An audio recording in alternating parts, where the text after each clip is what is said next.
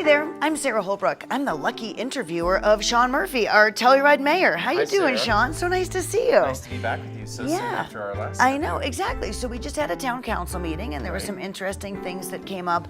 Now, I remember you describing that the town council meetings in the summer tend to be a little bit more stretched out, so you're not necessarily making a lot of decisions that affect the entire community while people aren't necessarily here.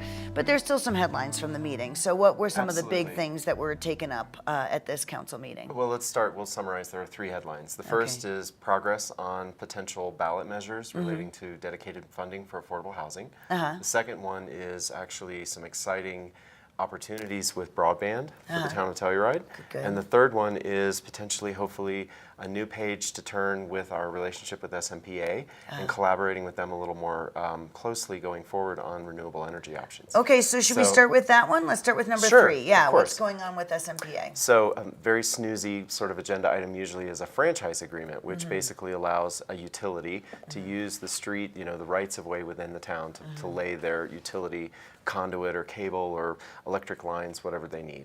So that's state statute. We have nothing to say about it. They can do it. So, but we as a community can extract, quote unquote, a franchise fee for the use of our rights of way. So historically, the town of Telluride has extracted a 2% fee, and that money has gone into our general fund and indirectly basically has gone toward funding renewable or town green projects. This time we have an opportunity. Name some of the town green We projects. converted all of our bulbs, for example, a couple of years ago to LED. Sure. We have taken thermostats and set them, to be on timers. We have a lot more consciousness among our staff in terms of like, okay, folks, you can't go into a town restroom, for example, and find the lights on anymore. Got it. So we've taken these small measures through some funding of that nature. So we have an opportunity, though, to go for an extra 1% on the franchise fee. So that would be a total of 3%. Right. What would that be each about percent is for- about $50,000. Oh, okay, so 150. Yeah, so that could so it'd fund be a person 150. in the town to run these projects, for example. Exactly. Or as we're sort of contemplating, this actually might be some resources that we could give back toward renewable energy projects. So I know there's some speculation, percolation, and we don't want to drive land values up anywhere. But there might be in our region, in our footprint, an opportunity to do another solar array. So the idea is the town of Telluride could take maybe 50 or up to 150 and completely dedicate it to that process for a period of time. And so we would very much like to, and we will be sitting down at the table with SMPA to sort of figure out, okay, in terms of their timing and in terms of the opportunities that we may have to work together, this shouldn't be understated. I mean, we have had sort of this tension going back and forth for years about Tri-State, the supplier of the power to SMPA, our local electrical co-op. Tri-State has something in the master contract that says no more than 5% of this power can be generated from renewable sources. Right. So we're right now, given the latest accounts, and you probably know better than I do, in the mid 4% level. So we're really close to that cap. Well, if we were able to do a project of this nature, there is a provision that allows for them to basically ignore the fact that might be bumping up. And so because we've had such a loud, concentrated, consistent effort from community members to really push SMPA to please, please, please, work with us on generating more renewable electrons that power our local communities, I think we finally reached a point where everybody's definitely moving in this same direction. Right. And so stay tuned. The next few months should yield some progress on And that. I should mention I'm the executive director of the Pinhead Institute, which is science education for kids, but we also have the Pinhead Climate Institute funded by a Telluride Foundation Innovation Grant a year ago, and that's working towards making the entire valley more green. So anyhow, it's a point of And that's quite a extreme mouthful, interest. but it's actually quite important. Yeah. And we are so grateful because government can't do everything. To your point, we don't have a renewable energy expert on staff. We Right. don't have a sustainability officer for the town. A lot of communities have gone to that. Yeah, for sure. We run pretty leanly, as we all know. And so the idea is, okay, when we have these private organizations and these outside groups that have really amazing resources and far better expertise than we do, we really need to stand shoulder to shoulder and actually let you guys push us forward a little bit. Okay. So thank you for doing that. Sure, we'll push you forward. Second headline, what was the back second? back to taxation issues, Okay. ballot measures. So Yes. we've been talking, there's been no shortage of discussion, and there certainly will never be, about affordable housing funding. And so the idea is, as we all know, the town has been undertaking 3 significant projects. Virginia Plaster just finished, SMPA, the giant dirt hole in the ground, not to be confused with the SMPA Power franchise agreement, but the Sampa lot, as we called it, because I believe we bought it from Sampa years ago, the town did. That project project is going to have 10 affordable housing units. Then we're going to break ground later on, actually by the end of July, moving dirt over on Lot B, a portion of the parking sure. lot there at off of Mahoney. So the idea is, look, we've pretty much committed all of our available resources right now, the $2.2 million that's in our affordable housing fund, the approximately $1 million plus minus that comes in each year for revenue streams. So the conversation really turned to last winter when we discussed as a council, okay, it's time for us to maybe update affordable housing mitigation fees with respect to residential construction, which you guys can all tune into the last episode to hear Right, we've been talking about those excruciating for a few details about months. that. Yeah, sure. And now but what two other new companion possible- measures could we come forward with? And that you just have to get them on the ballot by now. So was Because there these are agreement tax to put these measures. on the ballot? Tabor, the Taxpayer Bill of Rights for the state of Colorado, vintage mid-90s, requires that we go to the voters. We can't just, as a council, we're unilaterally gonna say, we're increase this going to tax." increase property tax by such and such, we're going to institute such and such a sales tax Yeah. increase. So what are the two increases two that you're going to increases- maybe, possibly now, you have approval to put it on the ballot? So what we've done is we've been discussing both a property tax increase and also a potential short-term rental tax. Right, exactly. And so the timing of this being late July Right. is that effectively on, I think it's Monday, is that the 29th? Monday's Or the 30th. By July 30th, we need to inform the county that the town intends to have one or more ballot measures so that the county reserves space on the ballot.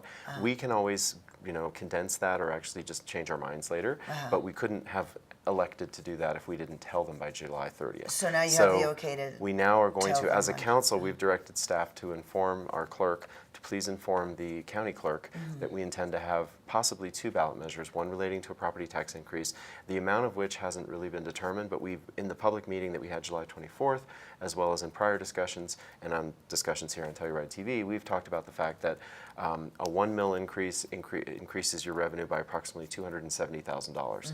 And then with the short-term rental tax, a separate but also related measure, because both would be 100% dedicated to go into our affordable housing fund, then each 1% of a short-term rental tax yields about $200,000. So in effect, we need to figure out the right mix and how much money we need. And so that actually came up very, very loudly in our public comment portion. Right. We had a lot of community members turn out, which was excellent. You probably can attest to this. It's very rare that we have a packed house. Right, it was. But we It did. was standing room only. And so And what were the loudest voices saying, just to kind of give us a flavor for what that meeting was like? the loudest voices were saying, hold on, this is really being rushed through. You need to take a regional approach. The answer to that is the rushing part is actually not quite accurate. If you've been, Right, you've been attending, talking about listening, them, or yeah. watching these sort of broadcasts, we've really been talking about this since January. And back in February, when we adopted the adjustments to the affordable housing mitigation fees, we as a council said to our attorney, we'd like you to start investigating and drafting possible ballot language for a property tax increase and potentially a short-term rental tax of some nature. In the, Crested Butte last November actually adopted one of these. Boulder adopted one of these some years back. And so we're just looking at, well, how are other communities trying to solve the same problem? Right, and you have been talking about it since So we January, have been talking about February. it It's since the not new. beginning of 2018. So that was one loud voice saying, The hey, this is regionalism, new. the interesting point there is, and people really should understand, just because something goes into our affordable housing fund, it's limited to spending on affordable housing, but not limited to the town limits. So we could take any amount of those resources and partner build with the with the county, county partner or with the Mountain town of Mountain Village. Village, partner with some other, like a housing trust. I know that Amy Levick has really been leading a really wonderful effort to try to create a housing trust. So the town could, without any restrictions, without changing any bit of legislation, we already have the authority to deploy those funds outside of the town. So the regional argument was maybe not as strong as Unless maybe the others regional believe. argument was, sure, you can tax the people in Telluride who are renting their short-term rentals, but what about the people who are doing it in Mountain Village? Was that some of the concern? Well, that concern was basically this argument that said, oh, you're going to create this price disparity because it's going to be between Telluride and 5%, Mountain Village. up to 5% for short-term rental tax was what we've kind of been kicking around, not at all set in stone at this point. The idea was, if you take the short-term housing and condo market that's rented here, it's going to be 5% more expensive than up in the Mountain Village. And the answer to that is, well, first of all, I don't personally believe that there's price sensitivity, so it's not it is a very elastic market. It will just absorb and it will be fine. But if it does drive business to Mountain Village, that's fine. There are a lot of people in the community, as I pointed out, that think, you know what, the less visitors we have here during the peak seasons, the better. Okay. So if a 5%, potential up to 5% increase in the cost of short-term renting in the town of Telluride scares somebody away, that's not the end of the world. And those folks, to be very, very blunt about it, if they're staying in Mountain Village, they're going to come to town anyway. Yeah, and spend so we're their going to get the money, restaurant and the retail revenue, and we'll certainly have the, the activities and the vibe and whatnot. So I don't think that's the strongest, most compelling argument. Yeah. What else? People talked about, okay, you shouldn't be asking for more money until you have a defined use for that money. Right. So excuse me. There we go. All good. we had some little bit of discussion around, okay, well, let's look at our baseline revenue. Yeah. It's approximately $750,000 every year from the half-a-cent sales tax that's already been in place for decades here. We also have the affordable housing mitigation fee on residential construction and commercial construction, which, as mentioned before, brings in, and our last episode we sort of quantified this as about $200,000 a year. So we have just around $1 million a year as our baseline. We increased that affordable housing mitigation fee so that we expect that that's going to go up to maybe $1.25 million. Yeah. But $1.25 million a year to do projects like, for example, when we do get to the point we're engaging in a Southwest area master planning process right now, will take several months, and some of that process is going to be town-owned land, of course, only. Town-owned land. Let's look at the Carhenge thing. Yeah. We have the opportunity to build housing for probably 150 people over Right, there. but it's not And gonna happen It's not with going to $1 million happen with a $1 million year. a year. So the idea is when you start staring at these like $20 million project expenses and thinking, on a typical town subsidized construction project, we generally put 10 to 15% of the money down as a subsidy period. So 85% of 20 million is a ton. Yeah. And so it's not going to get serviced by 1.5 million instead of 1.2. Right. So I think the idea is, and Councilperson Todd Brown mentioned, he thought that maybe the right number was up to an extra $1 million a year. Sure. So if we could get ourselves in a place where we have 2 to 2.5 million coming in each year, that's going to get us a lot further, a lot faster. Plus, Councilperson Young actually made the excellent point that Shandoka is 3 of the 4 buildings are still financed, and there's a balloon payment coming due in 2023. And so that is for $4 million. Oh, wow. So we have needs like that. So just because we might be able to raise an extra $500,000 to $1 million a year, it doesn't mean it's going to lie fallow. And frankly, there are projects that we haven't even talked about or people haven't even contemplated, because if the town does have an extra couple million sitting around, maybe we can take the step. Our next affordable housing project is going to be the Sunnyside lot with the county. And so that was a situation where the county has held this land for quite a few years, since the 90s, I think, since the Sunnyside neighborhood was developed. And they looked at, with 6 different providers, trying to build housing on that site. And it was just too expensive for them. And they decided, you know what, they couldn't afford the subsidy. So they came to us 2 years ago.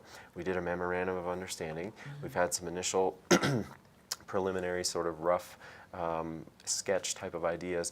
We think we could build 20 to 22 housing units on that property, and the town would pay for the entire cost of construction and thus the subsidy. So there's another $1.5 million probably easily. Right. So, but we can do that again. Yeah. I mean, what else does the county, or what else does Mountain Village have? Yeah, Mountain who Village else has a can you number of partner with? affordable housing deed-restricted parcels that have never been developed. And so the idea is, if we could come to the table and say, hey, we've maxed out on a lot of what we're doing, or our next project is a $20 million project. Do you have another $2 million project? Maybe we can jump in and help you there. Yeah. So the regionalism, again, coming back full circle to that, this actually opens the door to increased regionalism to the extent we have more resources that we can spread beyond just the town border. Right. Now, I saw somebody's comment about this whole housing situation saying we have a real estate transfer tax. It's what, 3%? We do. Both we and the Mountain Village have a 3% real estate transfer tax. And that goes to It goes to capital programs. capital programs, So, which could be real estate, which could be affordable housing, right? yes. Yeah. Yep. There is no restriction on that. And how Those much? funds, How much is that per year? last year, for example, that was just over $6 million. $6 million. And how Now- much of that went to affordable housing?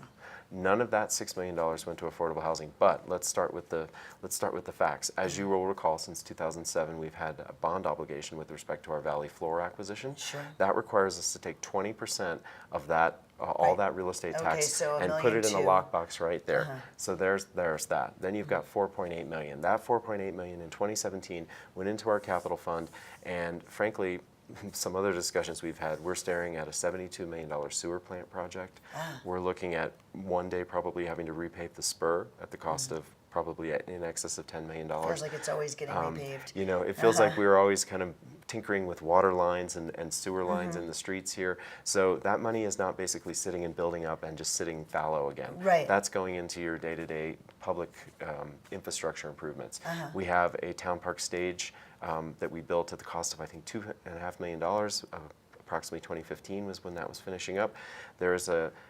They didn't finish the underside of the stage, so downstairs, plus a separate restroom, which are incredibly important to have in close proximity to entertainment in the park, restroom and a catering facility there. So the master plan has always called for us to basically devote approximately another $1 million toward doing something of that nature to build that whole complex out in the town park for users of recreation and festivals. And so we would like to, you know, part of that money is going that way as well. So the point is, it sounds like a lot of money, but your capital burn rate is fairly high here. The most important takeaway is, unlike in decades past where the town of Telluride used to rely on those capital funds to transfer over to cover shortfalls in our general operating budget, Right, and we that don't do budget that comes anymore. from sales tax. Correct, exactly. So you know all this better than I do, but that's absolutely right. So we've been able to cover our regular expenses with the sales tax. Right, and then this is a perfect segue into headline number 3, Okay, the let's hit it. broadband initiative. Sure, yes, broadband. So let's start off giving credit where credit is due. Lynn Black, the county administrator, has been working absolutely tirelessly, diligently, and quite frustratingly at times on trying to bring redundant broadband and actually higher speed, more bandwidth capability to the town of Telluride and actually San Miguel County more broadly.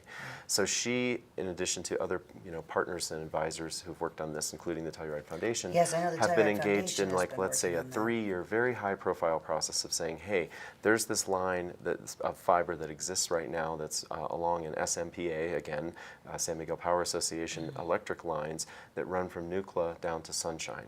And so that fiber right now is dark because they're not allowed to use it or allow others to use it for commercial purposes. Who's the they? They is SMPA, so San Miguel Power Association. When they did the easements with those respective landowners, there are approximately 100 landowners in that stretch from Nucla to Sunshine.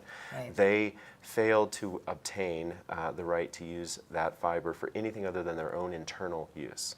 Got it. So Lynn Black and others identified that as, well, let's not duplicate and reinvent the wheel. There's already now this great strand that runs from Nucla to Sunshine. If we could then take it from Sunshine and then bring it down 145 and turn at Society Turn and come into the town of Telluride, wow, wouldn't that be great? Yeah. So long story short, as you're well aware, there are still a couple of landowner holdouts, but really the idea is, you know what, let's just be patient, let's be persistent.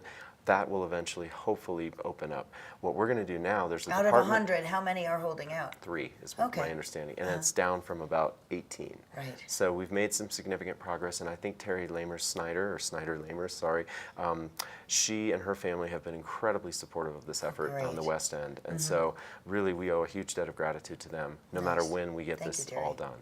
So what we're looking at right now is the Department of Local Affairs from the state of Colorado has various grant monies, and the county has very cleverly said, hey, why don't you let us deploy some of that grant money to pull fiber then from Sunshine all the way to the school and a couple of other anchor institutions in the town.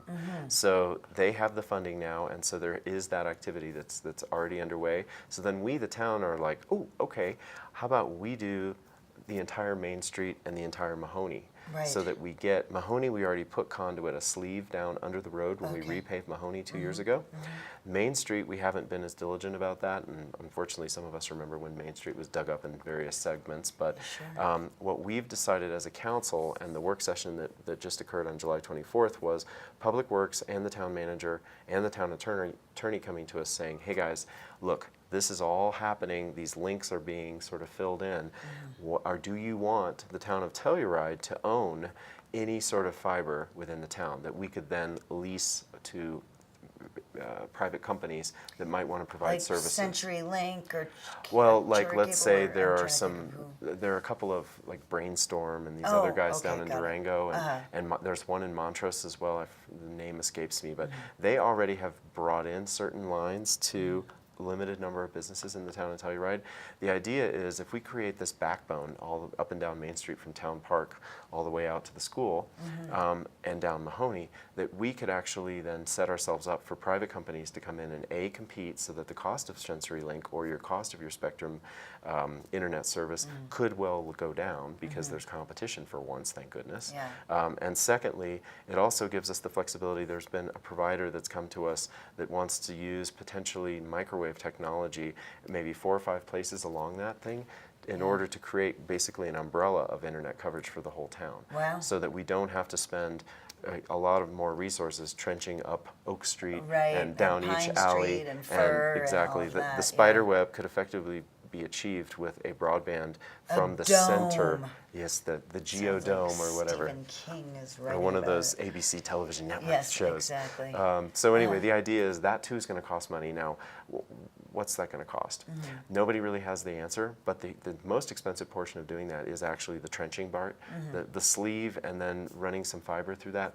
That's probably less than $1 a foot. Right, But but it's the digging cost up of and then digging, covering up. exactly, Yeah. and then repatching, not only is it less attractive, but it's, frankly, labor intensive. So, Right. but that would be, the figure that the Public Works was willing to throw out was a 7-figure figure. So I guess between 1 and 10. But frankly, there's another use for our capital for our real estate transfer tax. Right. And so I think we need to build it and they will come. Yeah, sure. That would be the analogy. And we have to get the last 3 landowners to say, yes, you can Yes. use this. So if anybody knows those holdouts, I don't know the names, we're not going to shame anybody on Right, air, exactly. but it is But we'd appreciate critical. your cooperation. It would Yeah. be nice to join the 21st century here Well, in and Telluride part of with that actually fast benefits internet. absolutely directly and tangibly the Norwood community because Norwood needs that same segment Trunk. lit up. Yeah. Exactly. So Norwood would be a little finger off of that, Yeah. and they would effectively be able to enjoy and frankly bring themselves up to speed because we have a lot of kids from Norwood who are coming over here to the school and they can't do their homework at home effectively because they Right. don't have connectivity. Right, exactly. And so getting that community, it's like we're all in the same regional boat Yeah. and we all need to make sure we all rise together, and that's a yeah. perfect example of And doing that's that. a huge priority for any of the businesses here as well. And I, go to meetings with TVA, Telluride Venture Accelerator, and anyone who wants to come here and launch a business and have people working remotely has to be held back by the speed of the internet. Exactly. And so the faster we have the speed of the So internet, the quicker our little companies can grow. There's really 2 elements to that. First of all, it really enhances and supports the existing local businesses. For example, Arroyo, my former wine bar business, we were all wireless, and so whenever we would have too many people in town and the internet would freeze up, we couldn't payment process at all. Right. So we were copying, card numbers down by hand or taking IOUs, Yes, and it happens. Yes, It's, I was working at the Ride Festival in their merch booth, and our internet went down, and I had to use one of those old late '80s sliders Yeah. over a credit card, and I can't tell you how many credit cards don't have raised numbers anymore. So that was kind of interesting. you're right. Yeah, I know. Very funny. Oh well. So, Yeah, so let's first of catch all, up. supporting existing Yeah. local businesses, and secondly, Allowing these new ones to flourish. helping foster 21st century jobs that are not these $10 an hour service seasonal jobs. Yes. That is absolutely critical to the success of this community because as we have price disparities and land values going up, if we don't get people who can actually earn real decent livings here, Yeah. we're going to continue to have this, caste system, for lack of a better word, and that doesn't do anyone any good. So Yeah, sure. there you have it. Yeah, okay, those are our top 3 headlines. What else do you want to talk about today? Well, like I mentioned the last time, we all need to sort of, I know this is a lot to absorb, but the other sort of burning, smoldering issue, let's call it, is the Pandora Mill. And we right. really, really need people to start thinking about, if we have a deadline of basically the end of the year, for the governments to take some sort of, tangible action to figure out what the solution could be or what an affordable solution would be. Then they need to hear from the we need to hear community. from the people, yeah. So please give that some thought, and I would say that's really, you're up to date as of the end of July. Right, okay. Well, so I didn't get a lot of questions from the community because we just did our last interview pretty recently. But I have a friend who's moving into the boarding house. Oh, excellent. And he's in a double, and they're bunk beds. So the question Yes. is, which would you prefer, the top bunk or the bottom bunk? I actually prefer the bottom bunk. Yeah. Because it's like a little A little cozier cave, and right? Yeah, safer. yeah. My sister and I had a bunk bed. She was on But the I top. know was in on the college bottom. people would fight over the top bunks. Yeah, So, isn't that funny? I did not know that they had bunk beds, but I thought that was a cute little local color. Well, Yeah. that is accurate. And I exactly. think there are more of those bunk beds available because the only rooms that aren't completely full, sold out, in Are the effect, doubles. are the doubles. Yeah, but so this friend of ours is saving a lot of money moving in there. I mean, the rent is very affordable I compared think to it's other around rents. $385 a month That's, or so. I think, what I was hearing. Yeah. So, and yeah. if you have your quote unquote private single, that's only about $425. Right. So, to have housing available at $385 a month or $425 a month Yeah, in a that's pretty building good. that basically is right in town. is You can walk, you can bike, you don't incredibly need a beautiful, car. well Yeah. situated. We'll soon have even better transit.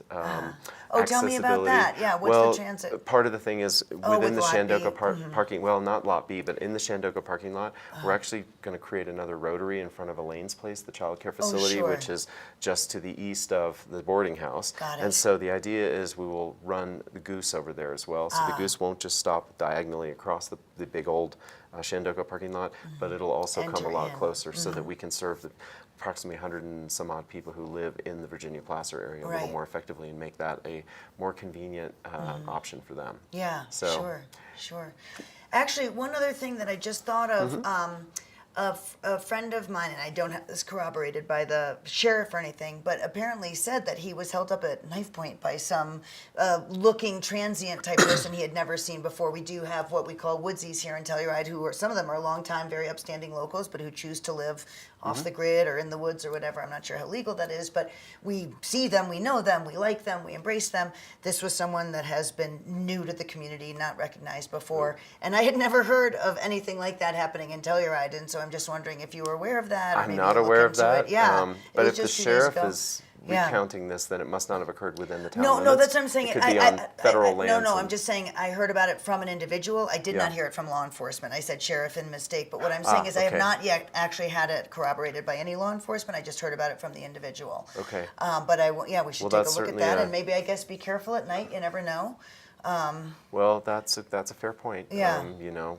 We have a lot of people coming in and out of the community, not to disparage any certain Yes. subset of them, and you just never know. Yeah, So- and I guess I'll say, because this is a news broadcast that people can watch, they recovered the body of our longtime local Tim Cannon just yesterday, and so I think that brings a lot of closure and a lot of sadness to the community. Yeah. And a lot of thanks to all the searchers that went out day after day for a span of a couple of weeks at least to try to find Tim and bring him back home. Yeah, I so. think it was about 20 days. Yeah. Yeah, 20 days, yeah. As somebody who lost my own father when I was age 25, Wow. Suddenly, which this would be, quite similar, Yeah. you just basically, my dad got up one day, went to work, and never came home because he had a heart attack and died. Wow. So, and you're not expecting that. My dad was not diagnosed with any sort of heart disease. It was Right. it was an arrhythmia. So. One day you he know, was fine, and the next day he wasn't. Exactly. I'm sorry So, for that. but the closure part is really key. I mean, I was in law school, so I quickly went home, and being able to, see Yeah. your loved one makes things better, Yeah. Yeah. as opposed to the alternative of not recovering, knowing, yeah. not knowing, So that's, if you have to choose between knowing and not knowing, clearly the knowing part is Yeah. the no-brainer part. Yeah. But it is terrible, and we certainly, our hearts go out to Amy and to Tim's kids and to Tim's stepkids, Amy's Yes, kids, yes. as well as his siblings. That's really a horrible thing. Yeah. And he was only 55 years old. As someone about to turn 50, Yeah. this is actually one of the reasons I live in Telluride, because when my dad died at age 51, Yeah. I decided to myself at 25, you know what, I'm not going to burn myself out or burn myself up Right. living or working in places that I just don't want to be. Right. And so, no Yeah. offense to New York, but after Yeah. when I had my 16-year cumulative experience practicing law there and doing mergers and acquisitions advisory work, you get to a point where you're like, you know what, in those days I was 43 years old.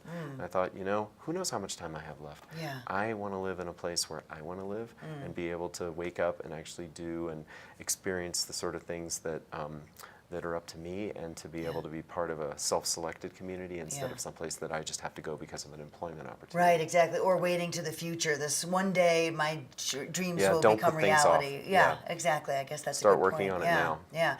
So Tim was a member of the same church that I go to, the Presbyterian Church, and the pastor sent out what was a kind of an interesting little thought process for if you're if your community is experiencing grief. And it says put the family of the the person at issue in the very center of a circle, and then maybe their closest colleagues or friends outside of that, and then their work acquaintances outside of that, and then a larger community. And what you're allowed to do, depending on what circle you find yourself in, is only support those in the circles closer to the center, and then you can maybe complain or share some maybe thoughtful comments that you're not sure the family or whatever would take well with the people out in the circles outside of where your circle is. Because I know when people are sadly having friends dying of cancer, sometimes they can say the husband of the wife dying of breast cancer, I think this was an example in the email, this is really hard on me. And of course it is hard on you if you're losing your friend,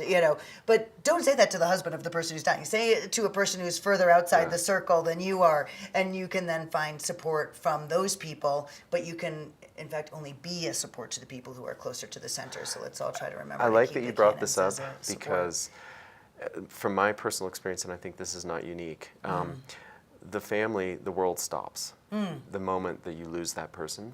Yeah. And everyone else is going about with their daily business. And yes, people are being supportive and they're interacting with you.